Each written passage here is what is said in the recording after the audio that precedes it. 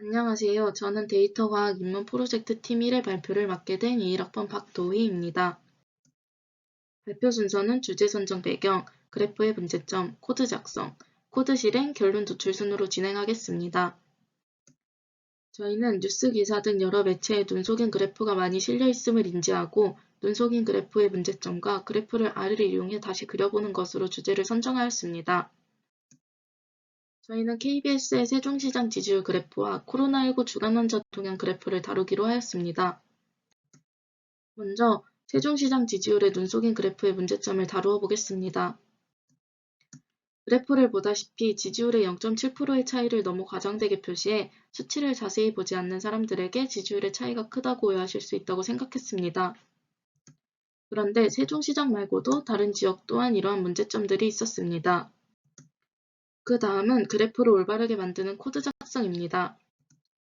먼저 그래프를 그리기 위해 지지플로트 패키지와 시각화에 용이한 글꼴을 사용하기 위해 엑스트라 폰트 패키지를 불러온 후 후보자의 이름과 지지율, 막대의 색깔 데이터를 만든 후 글꼴을 설정해 R 베이스바 플롯을 이용해 글씨와 제목을 알맞게 설정했습니다. 그리고 차이를 객관화해서 볼 수 있게 막대 그래프의 Y축을 0부터 100까지로 설정했습니다. 다른 지역의 지지율도 이러한 방식으로 코드 구성을 했습니다. 코드 실행 결과를 보면 왼쪽은 R 베이스 플롯을 이용한 그래프이고 오른쪽은 지지 플롯을 이용한 그래프입니다. KBS의 그래프와 비교해보면 눈속임이 매우 심하다는 것을 알 수 있었습니다. 다른 지역도 마찬가지였습니다. 그 다음 코로나19 주간 환자 동향 그래프의 문제점을 살펴보겠습니다.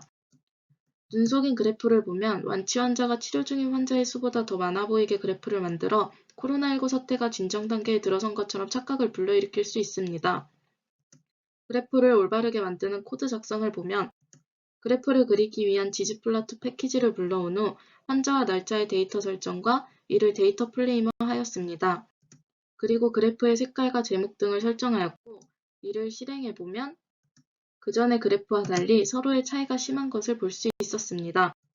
결론을 도출해보면 눈속임 그래프는 그래프를 그리는 사람의 주관이 들어간 것으로 보이며 이는 보는 사람으로 하여금 큰 착각을 불러일으킬 수 있고 뉴스와 같은 객관적인 사실을 전하는 매체에서는 눈속임 그래프가 아닌 올바르게 나타난 그래프를 보도해야 할 필요성이 있을 것으로 보입니다.